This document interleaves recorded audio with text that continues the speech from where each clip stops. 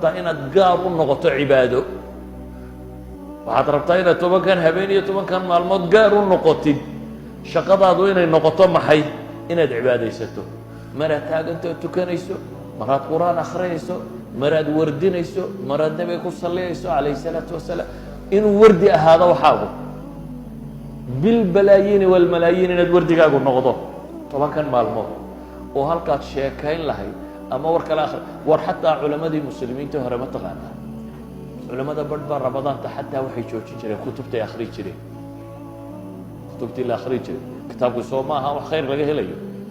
culamada badhbaa kutubta joojin jirtay imaamu maalik iyo waxaa la sheegaa xataa xadiidka uu dayn jiray xadiidkii nebi maxamed calayhi salaatu wasalaam akhriskiisuu dayn jiray qur-aanku buu bixi jiray